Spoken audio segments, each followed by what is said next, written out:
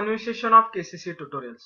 तो बच्चों आज हम 10th साइंस 2 का 10th लेसन डिजास्टर मैनेजमेंट का सेकेंड पार्ट पढ़ने वाले। तो वीडियो स्टार्ट करने से पहले आपको एक रिक्वेस्ट है, अगर हमारी वीडियोस आपको अच्छी लग रही हो, इनका कुछ आपको फायदा हो रहा हो, तो प्लीज लाइक करते जाइए, शेयर करते जाइए और कमेंट भी करिए। और अगर आपने अब तक हमारे चैनल को सब्सक्राइब नहीं किया होगा तो please subscribe our channel. So let's start. Effect of disaster. We have understood the serious effect of disaster with the help of above mentioned questions. Collapsing of bridges, बहुत सारे, अब देख लो डिजास्टर के बहुत सारे इफेक्ट्स होते हैं, जैसे कि कोलैप्सिंग ऑफ ब्रिजेस, ब्रिज गिरते हैं, टूटकर नीचे गिर जाते हैं।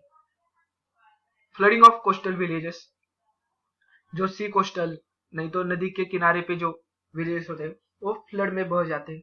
शॉर्टेज ऑफ फूड, खाने के लिए कुछ चीजें बचती नहीं, कम पड़ जाती है। Are the some problems of flood, ये सब है क्या है, बाढ़ के कारण हो सकता है। वैसे ही कोलैप्सिंग ऑफ हाउसेस, घर गिरते हैं।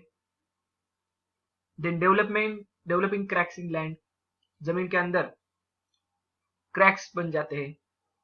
एक किसके इफेक्ट है, इफेक्ट्स ऑफ अर्थक्वेक। तो disaster like forest fire and drought also adversely effect the environment.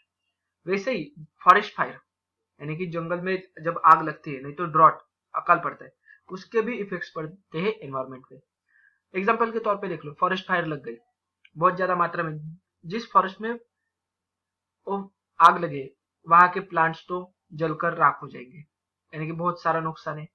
हमारे जो कार्बन डाइऑक्साइड एब्जॉर्ब करने वाले और ऑक्सीजन प्रोड्यूस करने वाले सारे प्लांट्स खत्म हो गए। देन उसके अंदर जितने सारे अलग अलग प्राणी होते हैं, एनिमल्स, वो सब जल के मर जाते हैं। इनकी वजह से flora and fauna, that is plants and animals की संख्या कम हो जाती है। अगर कोई देख लो ऐसा फॉरेस्ट है कि उस फॉरेस्ट में ही सिर्फ वो एनिमल हमें नजर आता है, और अगर वो सब एनिमल्स खत्म हो गए तो क्या हो गई, स्पीशीज खत्म हो जाएगी उस फॉरेस्ट फायर के कारण। वैसे बहुत सारी मात्रा में धुआं पैदा होता है, जिसके कारण आसपास के गांव में वो धुआं जमा होता है और आंखों को यानी दैट इज आंखों में खुजली होने जाती है। देन रेस्पिरेटरी प्रॉब्लम्स होते हैं लोगों को। ये सारे फॉरेस्ट फायर के मैंने तो अभी 3-4 ही बताए, बहुत सारे इफेक्ट्स हो जाते हैं। देन ड्रॉट अकाल का भी वैसे। However what is the exact nature of this disaster, exactly कैसे होते हैं, whether they are any changes in nature before the occurrence of disaster, यानी कि उत्पन्न होने से पहले कुछ चेंजेस होते हैं क्या। अर्थक्वेक से पहले हमें किसी चीज से पता चलेगा क्या कि अर्थक्वेक आने वाला है, फ्लड आने वाली है, फॉरेस्ट फायर लगने वाला है। How for long the effects occur after the occurrence of disaster, और ये डिजास्टर होने के बाद इसका इफेक्ट कितनों दिनों तक, कितने महीनों तक, कितने सालों तक रहने वाला है, ये हमें पता चलेगा क्या। हाउ, और कैसे पता चलेगा। It things to be think all over this aspects, और इसी एस्पेक्ट यानी पॉइंट्स पर जो डिजास्टर मैनेजमेंट वाले लोग होते हैं वो विचार विनिमय करते हैं। जबकि फॉर डिजास्टर नहीं आया तब भी उस पर उनका रेगुलरली थिंकिंग चालू होता है कि अगर ये आया, ये डिजास्टर आया, तो हमारे पास क्या सिस्टम है।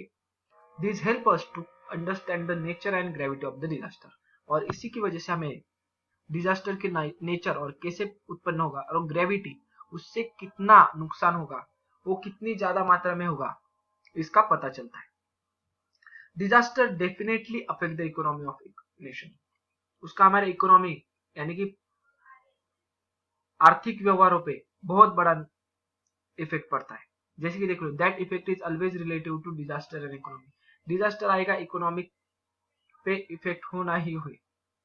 एग्जांपल के तौर पे देख लो, if any port is destroyed, बंदरगाह जहां पे बोट्स आती है, माल उतरता है नहीं तो माल चढ़ता है, ऐसा पोर्ट डिस्ट्रॉय होगा किसी कारणवश, सुनामी के कारणवश हो गया, फ्लड के कारणवश हो गया, there are long lasting effect, यानी कि बहुत सालों तक, बहुत दिनों तक, महीनों तक रहने वाला इफेक्ट होता है। जैसे कि on economy due to the huge expense on reconstruction, पहला था उस पोर्ट का रिकंस्ट्रक्शन करना है, वापस बांधना है, तो उस का कंस्ट्रक्शन के लिए पैसे तो खर्च होने वाले बड़े फर्स्ट। अब देख लो, डिस्ट्रॉय हुआ तो पहले हमें वो सारा एरिया साफ करना होता है, उसमें बहुत सारा पैसा खर्च जाता है, मैन पावर खर्च हो जाता है। और इसी बीच कंस्ट्रक्शन और साफ करने के बीच कोई भी शिप, वहां पे ऐसी बहुत सारे तो सोई सुविधा नहीं होगी, तो उस पोर्ट पे कोई भी शिप आएगी नहीं, जाएगी नहीं उस पोर्ट से, तो वो भी लॉस है लोगों का, क्योंकि जब शिप आती है नहीं तो जाती है, उससे बहुत सारा पैसा मिलता है गवर्नमेंट को, तो पैसा मिल तो नहीं रहा मगर खर्च करना पड़ता है, ये सारा इकोनॉमी पे लॉस होता है हमारे। An effect of disaster on social leadership is that if local leadership is not strong enough, अब डिजास्टर का लीडरशिप पे कैसा इफेक्ट पड़ता है देख लो। अगर हमारी लोकल लीडरशिप, हमारे नेता जो है, लोकल नेता नहीं तो पुलिस वगैरह है, ये जब अगर स्ट्रांग नहीं होंगे तो और ज्यादा इफेक्ट पड़ता है इस डिजास्टर का, क्योंकि हम उनके पास कोई मदद मांगने के लिए जाते हैं तो उनके ही समझ में नहीं आएगा कि क्या करना है, तो लोग और ज्यादा कंफ्यूज होते हैं कि अगर हमारे लीडर को ही नहीं मालूम इस पे इतना इफेक्ट हो रहा है तो और उनका साहस कैसे मिलेगा लोगों को। देन सिटीजन बिकम कंफ्यूज, तो सिटीजन क्या हो जाएंगे, कंफ्यूज हो जाएंगे। Then it affects their participation in rescue and rehabilitation activities, अब जहाँ पे डिजास्टर आया है वहां के लोगों को रेस्क्यू करना पड़ता है, रिहेबिलिटेशन यानी कि दूसरी जगह पर उनको उनकी व्यवस्था करनी पड़ती है। फ्लड आ गया, बाढ़ आ गई, तो वहां पे जब बाढ़ आती है तो उस एरिया के लोगों को निकालना पड़ता है नावों से। देख लो पिछली बार कोल्हापुर में आया था तो वहां पे NDRF, that is national disaster rescue force, NDRF के जवान वहां पे गए थे, उन्होंने वहां के लोगों को बाहर निकाला, सेफ प्लेस पे उनका रिहेबिलिटेशन, खाने पीने की, दवाइयों की सब व्यवस्था की थी, तो ये सब करना पड़ता है। Then administration problem arise due to the disaster, अब एडमिनिस्ट्रेशन कैसे होगा देख लो। सब अगर लोगों को रेस्क्यू रिहेबिलिटेशन करने में लगे तो एडमिनिस्ट्रेशन, कायदे कानून का तो कुछ वहां पे संबंध ज्यादा नहीं रहता, एडमिन का बहुत ही ज्यादा प्रॉब्लम आते हैं। Then if local governing bodies are affected by disaster, related departments can not answer the problem of disaster efficiently, और गवर्नमेंट बॉडीज पे ही अब अगर इफेक्ट हो गया, जैसे कि अभी देख लो कोरोना है, मान लो कि जितने महाराष्ट्र में पुलिस है उनके बहुत ज्यादा मात्रा में कोरोना की लागन हो गई, पॉजिटिव आ गए, तो लॉ एंड ऑर्डर कौन करेगा, डिपार्टमेंट कैसे चलेगा। अगर वैसे ही फॉरेस्ट फायर लगी है, फ्लड आया है, कहां पे बिल्डिंग को आग लगी, तो इनमें अगर गवर्नमेंट बॉडीज ही अफेक्ट हो गई तो वहां पे बहुत ज्यादा मात्रा में प्रॉब्लम्स खड़ी हो जाती है। All the concern departments are affected by disaster and thereby entire system collapse, और इसकी वजह से पूरी सिस्टम जो होती है वो गिर जाती है, यानी कि उनका काम जो होता है उतना एफिशिएंट नहीं कर पाते। Different problems occurred with disaster, in the concept map different effects are mentioned, read it and fill in the blank places, तो यहाँ पे हमें फिल इन द ब्लैंक्स लिखना है। देखो डिजास्टर आ गया तो इकोनॉमी पे क्या इफेक्ट पड़ने वाला है, सडन इंक्रीजिंग फंड एक्सपेंडिचर, अचानक से हमें फंड एक्सपेंडिचर यानी कि पैसे ज्यादा खर्च करने पड़ेंगे। पोर्ट का कंस्ट्रक्शन किसी ने ध्यान में रखा था क्या, नहीं, कंस्ट्रक्ट करना एक बार बांध दिया, मगर अचानक सुनामी आ गई, पोर्ट खत्म, तो उस पर अगेन खर्च करना पड़ेगा। Then shortage of fund for the development of other sector, अब पोर्ट बांधने के लिए पैसे गए तो दूसरे चीजों के लिए पैसे कम पड़े जाएंगे, तो वहां पे वो काम रुकते हैं। डिक्रीज इन प्रोडक्टिविटी, और इसी के कारण दूसरे काम रुकेंगे तो उसकी वजह से जितनी प्रोडक्टिविटी, अब देख लो पोर्ट बांधना है, पोर्ट के लिए पैसे गए और दूसरी तरफ वही पैसे हम रोड पे लगाने वाले थे, रोड की प्रोडक्टिविटी यानी कि उस रोड पे जाने वाली जो ट्रांसपोर्टेशन है उससे पैसे मिलने वाला वो भी खत्म हो जाता है, क्योंकि रोड ही नहीं बनाई तो टोल वगैरह कैसे मिलेगा वहां से। देन सेकेंड है हमारा सोशल, हम लिखेंगे बाद में। एनवायरमेंट पे क्या है, पार्शियल और कंप्लीट कोलैप्सन ऑफ बिल्डिंग्स, कुछ बिल्डिंग कंप्लीटली तहस नहस हो जाते हैं, कुछ इमारतों का आधा हिस्सा गिर जाता है, आधा वैसे ही खड़ा रहता है, मगर उसका कुछ उपयोग भी नहीं होता वैसे।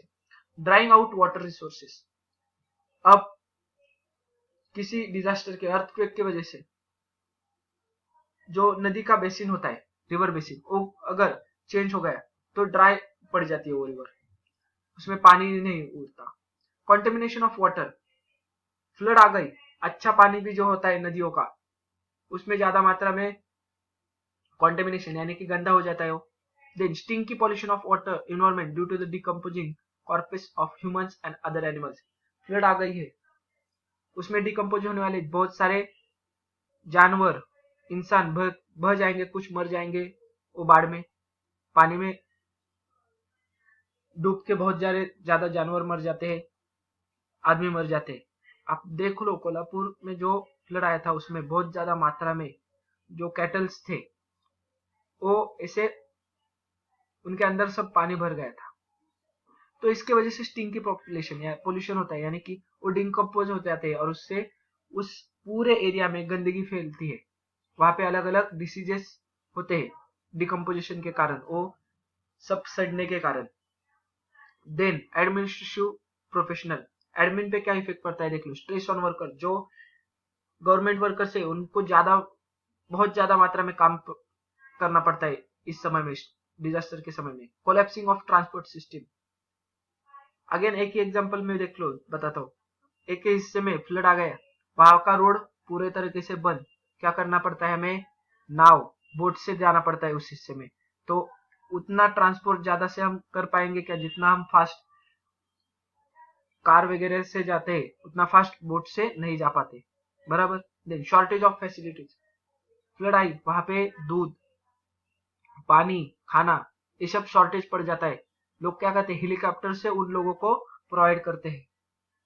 Then medical injuries and emotional mental stress, अब इंजुरीज हो जाती है फ्लड के कारण हो जाएगी। कौन क्या करता है, पानी ऊपर तक बह रहा है तो कहीं पर उड़ी मार दे, यानी कि जंप कर देता है। नहीं तो फॉरेस्ट फायर लग गई है, ऊपर से नीचे लोग कूदते हैं, कई लोग घायल होते हैं, कई लोग मर भी जाते हैं, ऐसे केसेस घटे हैं। Then emotional mental stress, emotional और मेंटल स्ट्रेस आता है कि हम बचेंगे क्या इस, अभी तो डिजास्टर चालू है बाहर और हम बचेंगे क्या इस डिजास्टर में, कोई हमें मदद मिलेगी क्या, ऐसा स्ट्रेस होता है। देन इंक्रीज इन एपिडेमिक्स, अब देख लो अभी क्या है, एपिडेमिक्स, कोरोना का एपिडेमिक्स है, इंक्रीज हो रहा है। लोगों को डर है कि शायद मैं बाहर जाऊं मुझे हो जाए ऐसे। डेथ ऑफ विक्टिम्स, और जिनको हुआ है वो मर जाते, ये क्या है, सब मेडिकल इफेक्ट्स है। अब हमें दो लिखने हैं तो वो सॉल्व करते हैं। देखो कौन कौन से लिखने हैं हमें, पहला है सोशल और सेकेंड है पॉलिटिकल। तो सोशल में लिख के ले लो, people will become homeless, people will become homeless, यहाँ पे सब लिख के देता हूं आपको, people will become homeless.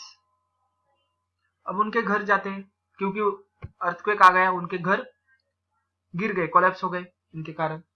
Then there belongings यानी कि किसी के माँ बाप, किसी का भाई, किसी का बेटा, किसी के रिलेटिव्स, ये क्या होंगे, तो are lost, their belongings are lost, so there is their need for food, their need for food, cloth, shelter, medicine. अब किसी के रिलेटिव्स वगैरह गए तो उसको क्या, फूड चाहिए, क्लोथ चाहिए, शेल्टर चाहिए, मेडिसिन भी चाहिए, तो ये प्रोवाइड करना हमारी जिम्मेदारी। अगर किसी को ये नहीं मिलेगा तो क्या बचेगा, क्राइम्स एंड थेफ्ट्स इंक्रीजेस। और अब ऐसा जब डिजास्टर आता है वहां पे क्राइम्स और चोरियां बढ़ जाती है, किसी को नहीं मिल रहा, जहां पर है वो वहां पे चोरी करता है, किसी के पास पैसे नहीं है वो क्या करता है, दूसरे के पास चेन स्नैचिंग, इसे सब लोग काम करते हैं। अब पॉलिटिकल के बारे में देखते हैं। पॉलिटिकल में देख लो, the proper and strong leadership will provide help and care to victim, क्या, the proper and strong leadership will provide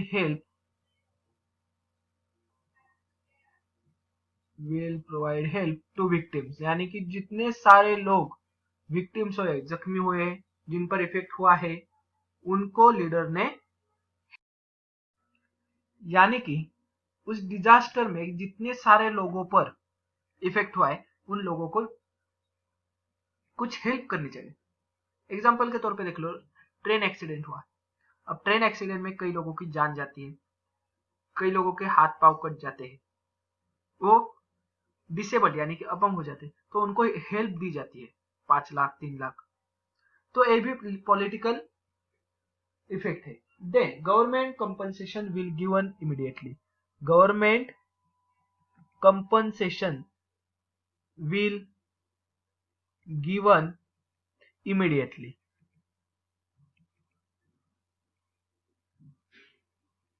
यानी कि जो सरकारी मदद होती है वो वहां पे टाइम पे पहुंचनी चाहिए जल्दी से।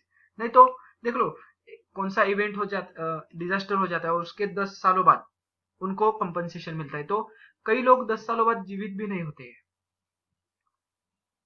अगर किसी का घर टूटा है और उसको कंपनसेशन 10 सालों बाद मिला, क्या यूज हुए? वो 10 साल कैसे जी रहा है? अगर टाइम पे आप उसे कंपनसेशन मदद करोगे तो वही तभी आपका पॉलिटिकल हेल्प की सही मात्रा में यूज हुई। ये आ गई समझ में? अब नेक्स्ट पेज पे देख लो कि हमें क्या दिया है। सो ये पहले लिख के ले लो, देन हम सॉल्व करेंगे। तो ये था इस चैप्टर का सेकेंड पार्ट। अगर ये वीडियो आपको अच्छी लगी होगी तो please like, share and comment on this video. अगर आपने अब तक हमारे चैनल को सब्सक्राइब नहीं किया होगा तो please subscribe our channel. KCC online tuition का अगर आपको हिस्सा बनना है, हमारी ट्यूशन ज्वाइन करनी है, तो डिस्प्ले में दिए गए नंबर पर कॉल करके अधिक जानकारी ले सकते हो। Thank you for watching. Good bye.